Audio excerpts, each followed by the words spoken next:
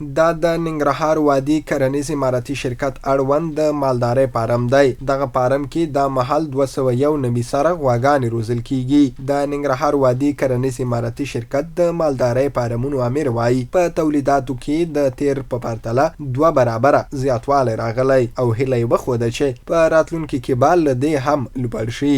فعلا په دې مالدارۍ فارم کې مونږ 291 پرده حیوانات تر روزنې لاندې نیولي چې دې کې 50 پرده غواګانې اوس عملا شودي ورکوي. نورې بیا همدارنګه 3 پرده غواګانې مونږ بلار بي دي چې هغه مونږ د شودو دغه لپاره ښه زمینه مساعدېږي. د لپاره دغه فارم کې مونږ روزانه تر 400 نه تر 450 لیتر پورې روزانه مونږ ته دغه شودي چې قرارداد په تورې قراردادیانو ته د فروش په ډول رسیږي هغه هم ورکول کیږي. دلته مختلف نسلونه موږ د تربیې لاندې نیولي چې تو وکولی شو دغه فارم اصلاح کړو. دغه فارم په اصلاح کې موږ مثبت رول ولوبوو. د همدې فارم د القای مصنوعي برخې مسؤل وایي د نسلونو په اصلاح کې پوره هڅې پیل کړي چې په وینا یې نتیجه یې ښه ده. موږ 2 ډوله نسلونه لرو.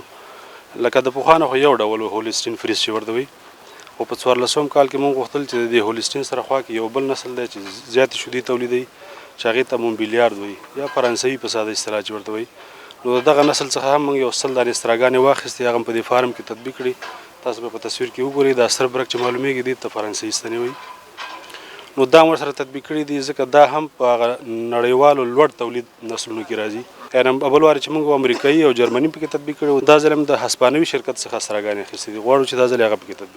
په همدې فارم کې یو تن کارګر له خپل کار خوښ دی او له اسلامي امارت څخه د مننې ترڅنګ د هیواد په سوداګرو او ځوانانو غږ کوي چې په خپل وطن کې د مټې رابنغاړي او په کارونو دې پیل وکړي.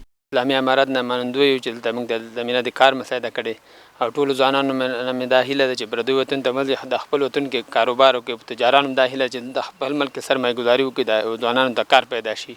د مسؤلینو په خبره ننګرهار وادي کرنيز اماراتي شرکت د کرنې او مالدارۍ په برخه کې فعالیتونه کوي چې د تیر کال په پرتله د هرې برخې تولیدات زیات شوي.